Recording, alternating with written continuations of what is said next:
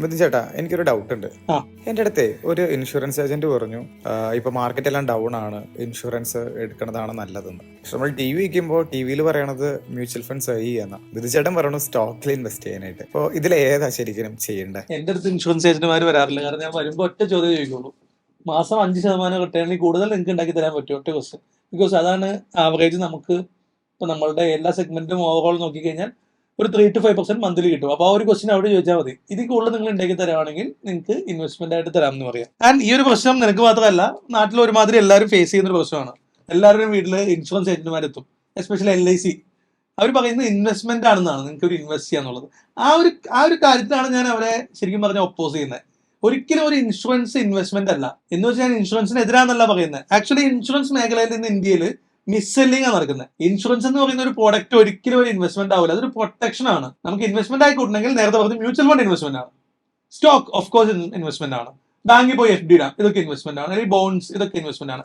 So ഈ insurance മേഖലയിലെ ഈ പറയുന്ന LIC ഏജന്റുമാരൊക്കെ ഒരു പരിധി വരെ പറഞ്ഞിട്ട് കാര്യമില്ല, അവരുടെയും വരുമാന മാർഗമാണ്. ഞാൻ ഈ പറയുന്നതുകൊണ്ട് പല ഇൻഷുറൻസ് ഏജന്റുമാരും ചിലപ്പോൾ എന്നെ ചീത്ത വിളിക്കാൻ ചാൻസ് ഉണ്ട്. ബട്ട് സ്റ്റിൽ എനിക്ക് എന്റെ അഭിപ്രായം പറയാൻ അവകാശമുള്ളതുകൊണ്ട്, ഇൻഷുറൻസ് എന്ന് പറഞ്ഞാൽ ഞാൻ നേരത്തെ പറഞ്ഞ പോലെ ഒരിക്കലും ഒരു ഇൻവെസ്റ്റ്മെന്റ് അല്ല, അതൊരു പ്രൊട്ടക്ഷനാണ്. ഇൻഷുറൻസ് നിങ്ങൾക്ക് വേണോ? ഓഫ് കോഴ്സ് വേണം. 2 ഇൻഷുറൻസുകൾ നിങ്ങൾക്ക് കമ്പൽസറി ആണ്, ഒരു മാറ്റവും ഇല്ല. അതായത് ചത്താലും ഫോളോ ചെയ്യേണ്ട 2 ഇൻഷുറൻസുകളുണ്ട്. ഒന്ന്, നിങ്ങൾക്കൊരു ഹെൽത്ത് ഇൻഷുറൻസ് വേണം. ഇപ്പൊ ഞാൻ എന്റെ ജോലി നിർത്തിയപ്പോ, ഞാൻ ബാങ്കിൽ 2011 ജോലിക്ക് കയറിയതാണ്. അന്ന് തൊട്ട് എനിക്ക് ഈ പറയുന്ന ഹെൽത്ത് ഇൻഷുറൻസിനെ പറ്റി ചിന്തിക്കേണ്ട വന്നിട്ടില്ല. ബിക്കോസ് ജോലിക്കാർക്കൊക്കെ ഇൻഷുറൻസ് കവേർഡ് ആയിരിക്കും. സോ ഞാൻ ജോലി നിർത്തിയപ്പോ 2020 ജോലി നിർത്തിയപ്പോ ഫസ്റ്റ് തിങ് ചെയ്തത്, അന്ന് എന്റെ അടുത്ത് ഒത്തിരി പൈസ ഒന്നും ആയിട്ടില്ല, ഫസ്റ്റ് തിങ് ചെയ്തത് ഞാൻ പുതിയൊരു ഹെൽത്ത് ഇൻഷുറൻസ് എടുത്തു എന്നുള്ളതാണ്. എനിക്കും അച്ഛനും അമ്മയ്ക്കും. വൈഫിനും ഒന്നും എടുത്തില്ല, കാരണം അവൾ ഓൾറെഡി എംപ്ലോയിഡ് ആയതുകൊണ്ട് ഞാൻ അവരുടെ കവേർഡ് ആണ്. സ്റ്റിൽ ഞാൻ എടുത്തത് അച്ഛനും അമ്മേനെയും പ്രൊട്ടക്ട് ചെയ്യാൻ വേണ്ടി ഫസ്റ്റ് എടുത്തൊരു കാര്യം ഇൻഷുറൻസ് ആണ്. അതെന്നെ പഠിപ്പിച്ചത് എന്റെ 10 കൊല്ലത്തോളം ഉള്ള ബാങ്കിങ് ജീവിതമാണ്. ഒപ്പം ഞാൻ കാണുന്ന ചുറ്റുമുള്ള സാമൂഹ്യ പ്രശ്നങ്ങളും. ഏതൊരു കുടുംബത്തിന്റെയും സാമ്പത്തിക നില തളം തെറ്റിക്കുന്ന അവന്റെ വീട്ടിലുണ്ടാകുന്ന ഒരു അസുഖം നിങ്ങൾ ചിന്തിച്ചറിയാം. നിങ്ങൾ ചുറ്റും നോക്കി കഴിഞ്ഞാൽ ഒരു നല്ലൊരു അസുഖം വന്നു കഴിഞ്ഞാൽ ഒരു ആവറേജ് ഒരു കുടുംബം താളം തെറ്റും. അത് പോവാതെ നിങ്ങളെ പ്രൊട്ടക്ട് ചെയ്യേണ്ട ഒരു സാധനമാണ് ഹെൽത്ത് ഇൻഷുറൻസ്. മസ്റ്റ് ആയിട്ട് എടുക്കണം. ഇവിടുത്തെ ഇന്ത്യയിലെ ഒരു സിനാരിയോ പറഞ്ഞു കഴിഞ്ഞാൽ, ഈ ഹെൽത്ത് ഇൻഷുറൻസ് എന്ന് പറഞ്ഞാൽ ജസ്റ്റ് ലൈക്ക് നമ്മുടെ കാർ ഇൻഷുറൻസ് ഒക്കെ പോലെയാ. എല്ലാവരും കാറിനും ബൈക്കിനും ഒക്കെ ഇൻഷുറൻസ് എടുക്കും. അതെന്തിനാ? ഒരു ഇടി വന്നു കഴിഞ്ഞാൽ പോയി പണിയാനുള്ള കാശ്, നല്ലൊരു വണ്ടിയിൽ സ്വിഫ്റ്റ് ഒക്കെ ഇടിച്ചു കഴിഞ്ഞാൽ 1-2 ലക്ഷം രൂപ പണിക്കാശ് വരും. സോ അത് നിങ്ങൾക്ക് കൊടുക്കേണ്ട വരുള്ളൂ എന്നുള്ളൊരു പേടി കൊണ്ട് നിങ്ങൾ കാറും ബൈക്കും ഇൻഷുറൻസ് എടുക്കും. ഇതിലും വാല്യൂ ആയിട്ടുള്ള നിങ്ങളുടെ ശരീരം അല്ലെങ്കിൽ നിങ്ങളുടെ ലൈഫിനെ പ്രൊട്ടക്ട് ചെയ്യാൻ എടുത്തില്ലെങ്കിൽ അതിന് വലിയ മണ്ടത്തരമില്ല. സോ ഞാൻ എന്റെ ജോലി നിർത്തി എന്റെ മെയിൻ ഇൻകം നിന്നപ്പോൾ ഫസ്റ്റ് തിങ് ചെയ്ത ഒരു പ്രൊട്ടക്ഷൻ ആണെന്ന് പറയുമായിരുന്നു. സോ ഈ ഇൻഷുറൻസ് ഇത് ഉറപ്പായിട്ട് കൊടുക്കണം. ഇല്ലാത്തൊരു ഇൻഷുറൻസ് ഏജന്റുമാരെയോ അല്ലെങ്കിൽ ഓൺലൈനിൽ തന്നെ ഇഷ്ടം പോലെ കിട്ടും. അതല്ലെങ്കിൽ നമ്മുടെ ടീമിനോട് വെച്ച് നമ്മുടെ ടീം സജസ്റ്റ് ചെയ്ത് തരും ഏത് കമ്പനിയാണെന്നൊക്കെ ഉള്ളത്. പല പല കമ്പനികളുണ്ട്. ഇവിടേക്ക് നിങ്ങൾ റേറ്റ് ഒക്കെ നോക്കി ഏതാണ് ബെസ്റ്റ് ഓഫർ, നല്ല ക്ലെയിം സെറ്റിൽമെന്റ് ആരാണ് തരുന്നത്, ഇങ്ങനെ കുറേ ഫാക്ടേഴ്സ് നോക്കാനുണ്ട്. ഇതിനെപ്പറ്റി പറഞ്ഞാൽ തീരില്ല. സോ മസ്റ്റ് ആയിട്ട് നിങ്ങൾ ഹെൽത്ത് ഇൻഷുറൻസ് എടുക്കണം. അതിനെപ്പറ്റി യൂട്യൂബിൽ നോക്കിയാൽ ഹെൽത്ത് ഇൻഷുറൻസ് എടുക്കുമ്പോൾ നിങ്ങൾ ശ്രദ്ധിക്കേണ്ട കാര്യങ്ങൾ എന്നൊക്കെ നോക്കിക്കഴിഞ്ഞാൽ ഒത്തിരി വീഡിയോസ് കിട്ടും. അത് റെഫർ ചെയ്ത് ബെസ്റ്റ് ഒരു ഇൻഷുറൻസ് എടുക്കുക, ബെസ്റ്റ് ഒരു കമ്പനി സെലക്ട് ചെയ്ത് ഇൻഷുറൻസ് എടുക്കുക. സോ അതാണ് ഫസ്റ്റ് ഇൻഷുറൻസ് വേണ്ടത്, ഒരു ഹെൽത്ത് ഇൻഷുറൻസ്. സെക്കൻഡ് വേണ്ടത് ഒരു ടേം ഇൻഷുറൻസ് ആണ്. ഈ ടേം ഇൻഷുറൻസ് എന്താണെന്ന് വെച്ചാൽ, നിങ്ങൾക്ക് എന്തെങ്കിലും പറ്റി കഴിഞ്ഞാൽ, മരിച്ചു കഴിഞ്ഞാൽ നിങ്ങൾ ഉണ്ടാക്കി വെച്ച നിങ്ങളുടെ ബാധ്യതകളൊക്കെ തീർക്കാൻ ഒരു വലിയ എമൗണ്ട് കിട്ടുക. ഫോർ എക്സാമ്പിൾ, എനിക്കിപ്പോൾ ഒരു ടേം ഇൻഷുറൻസ് ഉള്ളത്, ഞാൻ ബാങ്കിൽ ജോയിൻ ചെയ്ത് 1-2 കൊല്ലത്തിന് മുമ്പ് എടുത്തതാണ്. 2011-12 ആണ് ഞാൻ ടേം ഇൻഷുറൻസ് എടുത്തത്. അന്ന് എനിക്ക് നിസ്സാരം 1 കോടി എടുക്കാനായിട്ട് എനിക്ക് വെറും 5000-6000 രൂപ ചെലവെന്നുള്ളൂ. ഒരു കൊല്ലമാണ്. ഈ പൈസ തിരിച്ചു കിട്ടുന്നതല്ല. പക്ഷെ ഇപ്പൊ അങ്ങനെയല്ല. ഇപ്പൊ കുറേ പ്ലാൻസ് ഉണ്ട് ടേം ഇൻഷുറൻസിൽ. തിരിച്ചു കിട്ടുന്ന രീതിയിലുള്ള ടേം ഇൻഷുറൻസ് ഉണ്ട്, കുറച്ചുകൂടി കൂടുതൽ പൈസ അടച്ചു കഴിഞ്ഞാൽ. ഫോർ എക്സാമ്പിൾ, 2 കോടിക്ക് ഇപ്പോൾ ഒരു 20-25 വയസ്സുള്ള ഒരാൾക്ക് 20,000 രൂപയാണ് ടേം ഇൻഷുറൻസ്. അത് നിങ്ങൾ ഒരു 25,000-30,000 കൂട്ടി അടയ്ക്കാൻ പറ്റുവാണെങ്കിൽ ഈ പൈസ നിങ്ങൾക്ക് 60ാമത്തെ വയസ്സിൽ തിരിച്ചു കിട്ടും. സോ പൈസ പോകുന്നു എന്നുള്ള പ്രശ്നം വേണ്ട, അങ്ങനെ കൂടുതൽ അടയ്ക്കാൻ പറ്റുക. എന്റെ അതൊന്നുമല്ല, എന്റെ പഴയ ഇൻഷുറൻസ് ആണ്.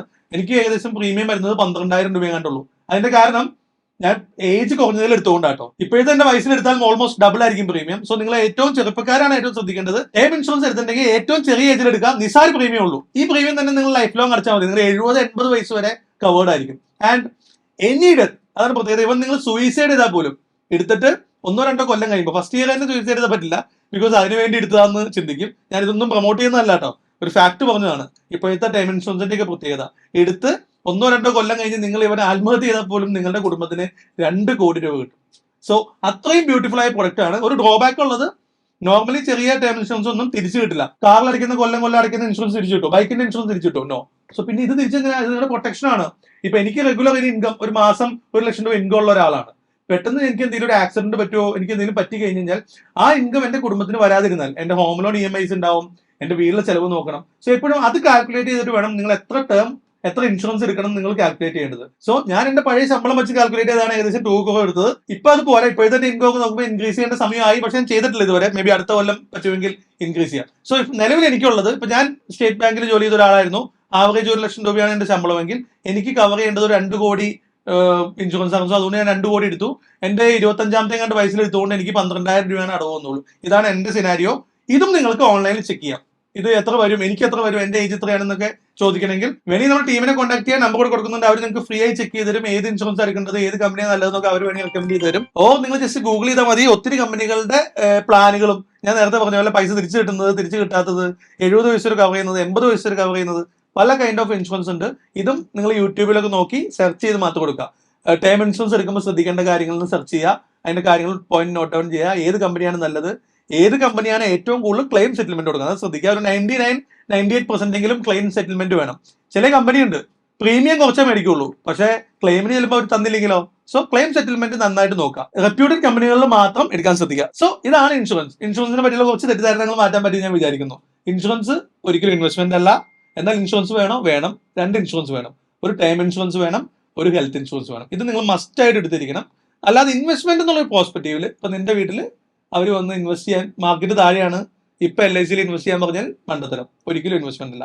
അത് നിങ്ങൾക്ക് മ്യൂച്വൽ ഫണ്ടോ സ്റ്റോക്കോ ഇൻവെസ്റ്റ് ചെയ്യാം. അതിൽ തന്നെ ഞാൻ റെക്കമെൻഡ് ചെയ്യുന്ന സ്റ്റോക്ക്, നിങ്ങൾക്ക് അല്പം സമയം ഉണ്ടെങ്കിൽ നിങ്ങൾ സ്റ്റോക്കിൽ തന്നെ ഇൻവെസ്റ്റ് ചെയ്യുന്നത് നല്ലത്. അല്പം സമയം ഉണ്ടെങ്കിൽ എന്ന് പറയണ്ട. ഇപ്പൊ ഞാൻ ഒരു ജോലിയിൽ ഇരുന്നുകൊണ്ട് തന്നെയാണ് ഇൻവെസ്റ്റ് ചെയ്തിട്ടുള്ളത്. ഞാനൊരു ബാങ്കിലായിരുന്നു, എനിക്ക് അത്യാവശ്യം പിടിപ്പാട് ജോലിയുള്ള ഒരു സ്ഥലത്ത് തന്നെ ഇരുന്നത്. ബട്ട് സ്റ്റിൽ എനിക്ക് ഇൻവെസ്റ്റ് ചെയ്യാൻ സമയം കിട്ടി. നമ്മളൊക്കെ അധ്വാനിക്കുന്നത് പൈസ ഉണ്ടാക്കാനും പൈസ ഗ്രോ ചെയ്യാനാണ്. സോ ഇതിനല്പം സമയം നിങ്ങൾക്ക് സ്പെൻഡ് ചെയ്യാൻ പറ്റിയില്ലെങ്കിൽ അതൊരു മണ്ടത്തരാ. അത് മാർക്കറ്റ് അവേഴ്സ് സ്പെൻഡ് ചെയ്യണമെന്നില്ല. നിങ്ങൾ ജോലി കഴിഞ്ഞ് വീട്ടിൽ വന്ന് 7 മണി തൊട്ട് ഒരു 8 മണി 9 മണി വരെ 2 മണിക്കൂർ സ്പെൻഡ് ചെയ്താൽ നിങ്ങൾക്ക് നല്ല സ്റ്റോക്കുകളെ പറ്റി നിങ്ങൾക്ക് മനസ്സിലാക്കാം. ഈ സ്റ്റോക്കിൽ നിങ്ങൾക്ക് ഈസി ആയിട്ട് നാളെ മേടിക്കാം. ഒരു ഉച്ചയ്ക്ക് ഊണ് കഴിക്കുന്ന സമയത്ത് മേടിക്കാവുന്ന കാര്യമുള്ളൂ. ഇപ്പൊ നിങ്ങൾക്കൊരു ജോലിക്കാരനാണ്, ഉച്ചയ്ക്ക് ഊണ് കഴിക്കുമ്പോൾ നിങ്ങൾക്ക് മൊബൈൽ നോക്കാമല്ലോ. ആ മൊബൈൽ എടുത്ത് 2 സ്റ്റോക്ക് മേടിക്കാൻ സെക്കൻഡ് സമയം മതി. ഇതൊക്കെ അറിയില്ലെങ്കിൽ നമ്മുടെ ടീമിനെ ജസ്റ്റ് ഒന്ന് കോൺടാക്ട് ചെയ്താൽ മതി. അവർ ശരി ഞായർ എപ്പോഴെങ്കിലും നിങ്ങൾക്ക് ഫ്രീ ആയിട്ട് ഇതിനെ പറ്റി പഠിപ്പിച്ചു തരും. ഇതിനൊന്നും നിങ്ങൾക്ക് പൈസ ഒന്നും തരേണ്ടതില്ല. സോ ഓഫ്കോഴ്സ് സ്റ്റോക്ക് തന്നെയാണ് നല്ലത്. ആൻഡ് ബിഗിനേഴ്സിന് പല സംശയം ഉണ്ടാവും. ഏത് സ്റ്റോക്ക് മേടിക്കണം, 5000-6000 സ്റ്റോക്ക് ഉണ്ട്, ഏത് സ്റ്റോക്ക് മേടിക്കണം, ഇപ്പൊ ഡിപ്പ് നിൽക്കുന്ന സ്റ്റോക്ക് ഏതൊക്കെയാണെന്നൊക്കെ ചോദിച്ചു കഴിഞ്ഞാൽ ഇപ്പോഴത്തെ സിനാരിയോ പറയാം. നമ്മുടെ ചാനലുകളിൽ പഴയ വീഡിയോ കണ്ടു കഴിഞ്ഞാൽ ഒത്തിരി സ്റ്റോക്കിന്റെ കാര്യങ്ങൾ പറഞ്ഞിട്ടുണ്ട്. സോ ഇപ്പോഴത്തെ മാർക്കറ്റ് ടിപ്പിൽ ഞാൻ ബൈ ചെയ്യാൻ ഉദ്ദേശിക്കുന്ന 1-2 സ്റ്റോക്ക് ഉണ്ട്. ഞാൻ ജസ്റ്റ് ഷെയർ ചെയ്ത് തരാം. ഇതൊരു സ്റ്റോക്ക് റെക്കമെൻഡേഷൻ അല്ല, ഞാൻ ബൈ ചെയ്യാൻ നിൽക്കുന്ന സ്റ്റോക്കുകളാണ്. ഈ ഒരാഴ്ച ITC ബൈയിങ് സോണിലാണ്. ടാറ്റ മോട്ടോഴ്സ് DVR മേടിക്കാം. ടാറ്റ മോട്ടോഴ്സ് DVR സ്റ്റോക്ക് മേടിക്കാം. ദെൻ IDFCയുടെ സ്റ്റോക്ക് മേടിക്കാം. Karnataka bank, Cipla, Natco pharma, HDFC bank വീണ്ടും വില താന്നിട്ടുണ്ട്, പക്ഷെ അത് സ്വിംഗ് ട്രേഡ് ആക്കി ഉപയോഗിക്കാം. HDFC 1700 മുകളിൽ പോകാൻ പറ്റുന്നില്ല. സോ 1400-450 മേടിച്ചിട്ട് ഒരു 600 ആകുമ്പോൾ കൊടുക്കുന്നത് നല്ലതായിരിക്കും. കാരണം HDFCക്ക് കൂടാൻ പറ്റുന്നില്ല. സമയമുണ്ടെങ്കിൽ 2-3 ഇയേഴ്സിന് മുകളിൽ നിങ്ങൾക്ക് ഇൻവെസ്റ്റ്മെന്റ് സ്പാൻ ഉണ്ടെങ്കിൽ ധൈര്യമായിട്ട് ഹോൾഡ് ചെയ്തോളൂ. അല്ല ഒരു 1 ഇയർക്ക് ഇൻവെസ്റ്റ്മെന്റ് ഉള്ളെങ്കിൽ നിങ്ങൾ ഒരു 20% പ്രോഫിറ്റ് എടുത്ത് ബുക്ക് ചെയ്യാവുന്നതാണ്. ദെൻ കല്യാൺ ജ്വല്ലേഴ്സും നിങ്ങൾക്ക് മേടിക്കാവുന്നതാണ്. ഇതിൽ Natco pharma, Cipla full quantity ഇപ്പം മേടിക്കരുത്, കുറച്ച് ക്വാണ്ടിറ്റി മേടിക്കുക.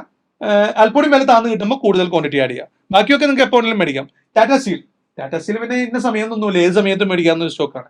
ഈ സ്റ്റോക്കുകളിൽ ചെറിയ രീതിയിൽ സ്പ്ലിറ്റ് ചെയ്ത് ചെയ്യാം. പക്ഷെ നിങ്ങൾക്ക് 10 ലക്ഷം രൂപയാണ് ഇൻവെസ്റ്റ് ചെയ്യണമെങ്കിൽ ഒരു 2 lakhs വെച്ച് ഒരു 5 സ്റ്റോക്കിൽ ഇൻവെസ്റ്റ് ചെയ്യുന്നത് നല്ലതായിരിക്കും. So ITC, Tata motors DVR, IDFC, Karnataka bank, Cipla, Natco pharma, HDFC bank, Kalyan Jewellers, ഇത്രയും സ്റ്റോക്കുകളാണ് ഇപ്പൊ പെട്ടെന്ന് എനിക്കൊരു 10-20 ലക്ഷം രൂപയായിട്ട് ഞാൻ മേടിക്കാൻ പോകുന്നത്. സോ ബാക്കിയുള്ള കാര്യങ്ങൾ അപ് ടു യു.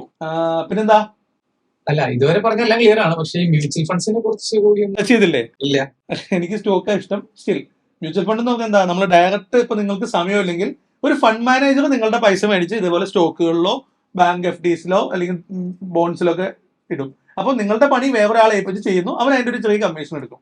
സോ അവനൊരു കമ്മീഷൻ പോകുന്നുണ്ട്. തേർഡ് പാർട്ടിയാണ് നിങ്ങളുടെ ഫണ്ട് ഹാൻഡിൽ ചെയ്യുന്നത്. ഞാൻ പല വീഡിയോസിലും പറഞ്ഞിട്ടുണ്ട്, നിങ്ങളുടെ പൈസ നിങ്ങളെക്കാൾ നന്നായി മറ്റൊരാൾക്ക് ഹാൻഡിൽ ചെയ്യാൻ പറ്റില്ല. അപ്പൊ ഒരിക്കലും അങ്ങനെ ചിന്തിക്കരുത്. അത് തന്നെയാണ് ഏറ്റവും ശരിയായ രീതി. ഇപ്പൊ മ്യൂച്വൽ ഫണ്ട് എന്ന് പറഞ്ഞാലും ഈ പറയുന്ന രീതിയാണ്. നിങ്ങളുടെ പൈസ വേറൊരു ഫണ്ട് മാനേജർക്ക് കൊടുത്ത് അയാളുടെ ബുദ്ധിയിലാണ് വർക്ക് ചെയ്യുന്നത്. ഞാൻ പറഞ്ഞ പോലെ ഇത് പൈസ ഗ്രോ ചെയ്യാനാണ് നമ്മളൊക്കെ ജീവിക്കുന്നത്. സോ അല്പം സമയം എടുത്ത് ഇതിനെപ്പറ്റി ലേൺ ചെയ്ത് നിങ്ങൾ തന്നെ ഇൻവെസ്റ്റ് ചെയ്യുന്നതാണ് നല്ലത്. സ്റ്റിൽ ഇൻഷുറൻസിനെ അപേക്ഷിച്ച് നോക്കുമ്പോൾ മ്യൂച്വൽ ഫണ്ട് ഒരു ഇൻവെസ്റ്റ്മെന്റ് തന്നെയാണ്. നിങ്ങൾക്ക് ധൈര്യമായിട്ട് ഇൻവെസ്റ്റ് ചെയ്യാം. നിങ്ങൾക്ക് ഒരു സമയമില്ല, എനിക്ക് പഠിക്കാൻ താല്പര്യമില്ല, വെരി ഇമ്പോർട്ടന്റ് പോയിന്റ്, പൈസ ഉണ്ടാക്കാൻ താല്പര്യമില്ല, പൈസ ഉണ്ട് എന്ന കയ്യിൽ ഗ്രോ ചെയ്താൽ മതി എന്നുണ്ടെങ്കിൽ ധൈര്യമായിട്ട് നിങ്ങൾക്ക് മ്യൂച്വൽ ഫണ്ട് ഇടാം. അത് മാർക്കറ്റ് ഡിപ്പായി നിൽക്കുന്ന സമയത്ത് നല്ലൊരു എമൗണ്ട് ലംസമായിട്ട് ഇടാം. അതിന് സേഫ് SIP മോഡലാണ്. നിങ്ങൾ ഏറ്റവും കൂടുതൽ ജോലിക്കാരൊക്കെ ആയതുകൊണ്ട് അവരുടെ monthly salary 2000 5000 any amount SIP ആയിട്ട് നല്ല മ്യൂച്വൽ ഫണ്ട് ഇടാം. അപ്പോഴും ചോദ്യം വരും, നല്ല ഫണ്ട് ഏതൊക്കെയാണ്? അതിപ്പോൾ എന്റെ ലിസ്റ്റിലില്ല. ഞാൻ കുറേ നാളുകളായിട്ട് മ്യൂച്വൽ ഫണ്ട് ചെയ്യുന്നില്ല. ബിക്കോസ് എനിക്ക് എന്റെ ഫണ്ട് മാനേജ് ചെയ്യാൻ പുറത്തൊരാളുടെ ആവശ്യമില്ല. സോ നിങ്ങൾക്കത് വേണമെങ്കിൽ നമ്മുടെ ടീമിനെ കോൺടാക്ട് ചെയ്താൽ മതി. ഞങ്ങൾ 3-4 ഫണ്ട്സ് ഇപ്പൊ കുറച്ച് പേർക്ക് ആവശ്യമുണ്ടെങ്കിൽ ഞാൻ ഒന്ന് അനലൈസ് ചെയ്തിട്ട് നിങ്ങൾക്ക് പറഞ്ഞുതരാം. ഈ ഫണ്ടുകൾ നിങ്ങൾക്ക് വേണമെങ്കിൽ ലംസമായിട്ട് ഇൻവെസ്റ്റ് ചെയ്യാം. ദെൻ പല സംശയം ഉണ്ടോ, അതൊരു കാര്യമുണ്ടോ, മ്യൂച്വൽ ഫണ്ട് എങ്ങനെ ഇടണേ, ഇതെനിക്ക് വിഡ്രോ ചെയ്യാൻ പറ്റുന്നൊക്കെ ചോദ്യമുണ്ട്. ഈ ഇൻഷുറൻസും മ്യൂച്വൽ ഫണ്ടും തമ്മിലുള്ള പ്രധാന വ്യത്യാസമാണ്. ലോക്കിനായിട്ടുള്ള ഒരു സാധനത്തിന് മര്യാദയ്ക്ക് കൊണ്ടൊന്നും പെടാതിരിക്കുക. നമ്മളുടെ സാമ്പത്തിക അവസ്ഥ എപ്പോഴും ഒരുപോലെ ആയിരിക്കും ഇല്ല. അപ്പൊ 10 കൊല്ലത്തേക്കൊക്കെ ലോക്കിനായ സ്ഥലത്ത്, അതാണ് LIC-യിലേക്ക് ഒരു പ്രശ്നം. ഇൻഷുറൻസ് 7 കൊല്ലം 5 കൊല്ലം ലോക്കിനാണ്. എനിക്കത് ഇഷ്ടമേ അല്ല. കാരണം 3 കൊല്ലം കഴിഞ്ഞ് എനിക്ക് പെട്ടെന്നൊരു ആവശ്യം വന്നു. ലോക്കിനാണെന്ന് പറഞ്ഞിട്ട് എന്താ കാര്യം? മ്യൂച്വൽ ഫണ്ട് അങ്ങനെയല്ല, നിങ്ങൾക്ക് എപ്പോൾ വേണമെങ്കിലും റിഡംഷൻ ചെയ്യാം. സ്റ്റോക്കും അങ്ങനെ തന്നെ, എപ്പോൾ വേണമെങ്കിലും നിങ്ങൾക്ക് പൈസ ആക്കാം. അതൊരു ഇമ്പോർട്ടന്റ് പോയിന്റ് ആണ്. സോ മ്യൂച്വൽ ഫണ്ട് വേണമെങ്കിൽ SIP ആണെങ്കിൽ എപ്പോൾ വേണമെങ്കിലും ക്ലോസ് ചെയ്യാം. ഇത് നിങ്ങൾക്ക് പണ്ടത്തെ പോലെ അത്ര പാടൊന്നുമില്ല. ഇപ്പൊ ഞാനിപ്പോൾ ഏറ്റവും കൂടുതൽ ചെയ്യുന്ന ICICI പ്ലാറ്റ്ഫോമാണ്. അത് അടിപൊളിയാണ് മ്യൂച്വൽ ഫണ്ടിന്. ആ സിംഗിൾ സ്റ്റോക്കിന്റെ ബ്രോക്കർ വഴി നിങ്ങൾക്ക് മ്യൂച്വൽ ഫണ്ട് മേടിക്കാം. എങ്ങനെ വേണ്ടതെന്ന് ഞാൻ പറ്റുമെങ്കിൽ ഒരു സെപ്പറേറ്റ് വീഡിയോ ചെയ്യാം. എങ്ങനെ മ്യൂച്വൽ ഫണ്ട് ICICI വഴിയോ അല്ലെങ്കിൽ മെയിൻ ബ്രോക്കേഴ്സിലൊക്കെ പറ്റും. IIFL ICICIയിലൊക്കെ നിങ്ങൾക്ക് മ്യൂച്വൽ ഫണ്ട് ചെയ്യാം. കാരണം ഈ ഫണ്ടൊക്കെ പോകുന്ന ഒരു സെപ്പറേറ്റ് കമ്പനിക്കാണ്. ഈ ബാങ്ക് ജസ്റ്റ് ഒരു ഇടനിലക്കാരൻ മാത്രമാണ്, നിങ്ങളെ ഫണ്ട് മേടിക്കാൻ സഹായിക്കുന്ന ഇടനിലക്കാരൻ. മ്യൂച്വൽ ഫണ്ടുകൾ ഇപ്പൊ നിപ്പോൺ ഇന്ത്യ ഫണ്ട്സ്, HDFC ബാങ്കിന് ഫണ്ട്സ് ഉണ്ട്, ICICI ബാങ്ക്സിന് ഫണ്ട്സ് ഉണ്ട്, ആക്സിസിന്, അങ്ങനെ കുറെ വലിയ മ്യൂച്വൽ ഫണ്ട് ഓർഗനൈസേഷൻസ് ഉണ്ട്. ഇവർ ഒത്തിരി ക്ലയൻസിന്റെ ഫണ്ട് മേടിച്ച് ഞാൻ ഈ പറയുന്ന സ്റ്റോക്കുകൾ ചിലപ്പോൾ ഇടും. എന്നിട്ട് അതിന്റെ ഒരു റിട്ടേൺ നിങ്ങൾക്കൊരു കൊല്ലം 20-30% റിട്ടേൺ ആക്കി തരും. അല്ല, പല ഫണ്ടിനും പലതാണ്. മ്യൂച്വൽ ഫണ്ടിനെ പറ്റി പറഞ്ഞാൽ ഒരു സീരീസ് ഓഫ് വീഡിയോ ചെയ്യാൻ തന്നെ ഒരു വീഡിയോ ഉണ്ട്.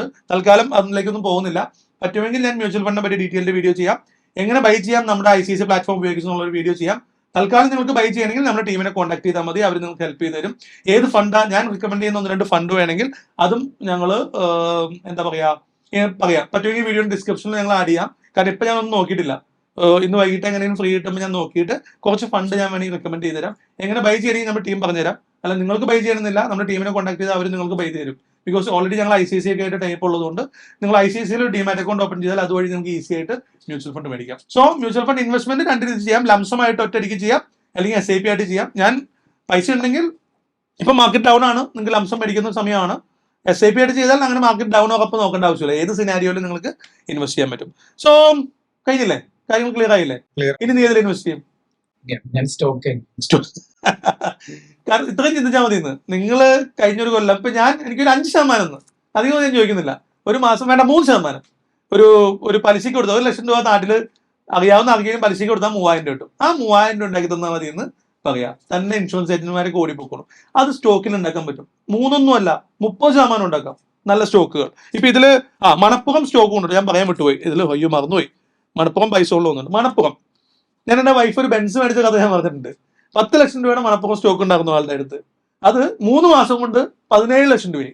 അതിലെ ലാഭം 7 ലക്ഷം രൂപ എടുത്തിട്ടാണ് ഡൗൺ പേയ്മെന്റ് കൊടുത്ത് ഒരു ബെൻസ് എടുത്തത്. ഇതിൽ വലിയ എക്സാം ഞാൻ ഓൾറെഡി വീഡിയോ ചെയ്തിട്ടുണ്ടെന്ന് തോന്നുന്നു. സംഭവം ഇതൊക്കെ പോസിബിൾ ആണ്. മണപ്പുറം നിങ്ങൾക്ക് അറിയാവുന്ന കമ്പനിയാണ്. നിങ്ങളുടെ ചുറ്റും മണപ്പുറം ബ്രാഞ്ചസ് ഉണ്ട്. ഗോൾഡ് ലോൺ ആണ് പ്ലെഡ്ജ് ചെയ്യുന്നത്. ഒരു റിസ്ക്കും ഇല്ലാത്ത ലോൺ കൊടുക്കുന്ന ആൾക്കാരാണ്. സേഫ് ആയിട്ട് ഇൻവെസ്റ്റ് ചെയ്യാം. ഒരു 100 രൂപയ്ക്ക് ഉള്ളപ്പോൾ ഞങ്ങൾ മണപ്പുറം മേടിച്ച് 170 സംതിങ്ങിന് വിറ്റു. 70% റിട്ടേൺ അതിലുണ്ടാക്കിയത് 3 മാസം കൊണ്ട്, ഒരു കൊല്ലം കൊണ്ടൊന്നുമല്ല. പക്ഷെ ഇത്തരം മാജിക്കുകൾ നടക്കും. സോ നിങ്ങൾക്ക് ഈ പറയുന്ന സ്റ്റോക്കുകളിൽ ജസ്റ്റ് ട്രൈ ചെയ്ത് നോക്ക്. വലിയ എമൗണ്ട് 10 ലക്ഷത്തിന്റെ അതൊന്നും വേണ്ട. 10,000 വെച്ച് ഈ പറയുന്ന ഞാനിപ്പോൾ എത്ര സ്റ്റോക്ക് പറഞ്ഞു? 1, 2, 3, 4, 5, 6, 7, 8, 9 സ്റ്റോക്ക് പറഞ്ഞു. ഇതിലും ഏതെങ്കിലും സ്റ്റോക്ക് പിക്ക് ചെയ്ത് നിങ്ങളൊരു 10,000 അല്ലെങ്കിൽ 50,000 രൂപ ഇട്ട് നോക്ക്. അതിന്റെ റിസൾട്ട് നോക്ക്. എന്നിട്ട് മാത്രം നിങ്ങൾ അതർ പറയുന്ന മ്യൂച്വൽ ഫണ്ടുകളെ പറ്റിയോ ഇൻഷുറൻസിനെ പറ്റിയോ ചിന്തിച്ചാൽ മതി. ഓഫ് കോഴ്സ് ഇൻഷുറൻസിനെ പറ്റി ചിന്തിക്കണ്ട, അത് ഇൻവെസ്റ്റ്മെന്റ് അല്ല, ജസ്റ്റ് പ്രൊട്ടക്ഷൻ. ബൈ.